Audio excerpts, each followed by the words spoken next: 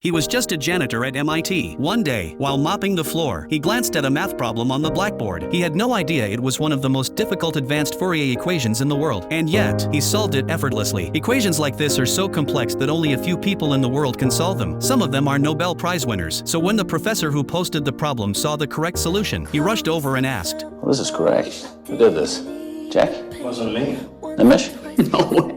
None of the top students in the class claimed credit. That's when the professor realized MIT had just uncovered a new genius. But no one could have guessed that this genius was a quiet janitor. The professor had made a promise. Anyone who solved the equation by the end of the semester would receive top academic credit and their name would be etched into MIT history, fame and glory, all in one. But it only took a day. Students from across campus came to see who had solved the problem. Yet the mysterious genius never showed up. So the professor issued a new challenge. He and a colleague designed another problem. This one had taken them over 2 years to solve. They wrote it on the blackboard in the hallway hoping the genius would see it. That night, while cleaning, Will saw the new equation, and once again, he started solving it. But this time, the professor caught him in the act. At first, he thought Will was just scribbling nonsense on the board. He stepped in, angry and ready to stop him. Will saw the professor and quickly ran off. The professor chased him around the corner, but Will had vanished. When he turned back to the board, the professor saw something that left him speechless. The correct answer. Will had done it again. It was nothing short of a miracle. But Will's brilliance didn't stop there. He had a near photographic memory. No math problem was too hard. He'd barely gone to school, but his home was filled with books. Things others had to read 5 times to understand he could memorize after one glance. But for someone with such talent, Will wasn't making much of it outside of his janitor job. He spent his days messing around, getting into trouble. No goals, no plans, no future. After asking around, the professor finally tracked Will down. But by then, Will had already landed in court for assault. He didn't hire a lawyer, he didn't need one. He had memorized legal codes so well. He defended himself in court and left the opposing lawyer speechless. It was clear this wasn't Will's first time in front of a judge. The professor was amazed, his admiration written all over his face. But this time, Will wasn't getting off so easy. He was arrested, with a high bail he couldn't pay. That's when the professor stepped in. He wanted to help the young man and see what he was truly capable of. The judge agreed to let Will out on bail under 2 conditions. First, he had to meet weekly with the professor to study advanced mathematics. Second, he had to attend therapy sessions. Will hated the idea of seeing a therapist, but it beat staying in jail. And soon, he started showing the professor just how brilliant he really was. Any equation, no matter how complex, Will could solve in minutes, sometimes faster than the professor could follow. Proudly, the professor placed a hand on Will's shoulder. He saw a future in this young man, but Will was stubborn. He refused to let anyone get close to his mind or his heart. Every time he met with a therapist, he'd find their weak spots and use their own words against them. He pushed every single one to their limit. 5 therapists tried and failed. Nobody could break through. So the professor turned to his old college friend, Sean. Sean was once on the path to fame himself. He could have shared the spotlight with the professor, won awards, built a career. But something happened. He walked away from it all. Now he teaches psychology at a small college, quietly living his life. He didn't want to take Will on, but the professor insisted. Will was a once-in-a-lifetime genius. If they gave up on him, the world would lose something truly special. Eventually, Sean agreed, but Will greeted him with the same cold attitude. Before Sean could say anything, Will walked around the room, inspecting it like a detective. He criticized Sean's book collection, saying he'd bought all the wrong ones, said they belonged in the trash. Then he insulted Sean's appearance, said some pretty harsh things. Sean stayed calm until Will noticed a painting on the wall. It was one of Sean's own works. Will ripped into it, said the lines were messy, the colors made no sense, that it was an ugly, meaningless mess. For a moment, Sean broke his silence. He walked over, tried to change the subject. Will caught it. He sensed Sean's hesitation and used it, just from a few words and the painting's details. Will guessed it was a gift for Sean's late wife. Then he said, You married the wrong woman?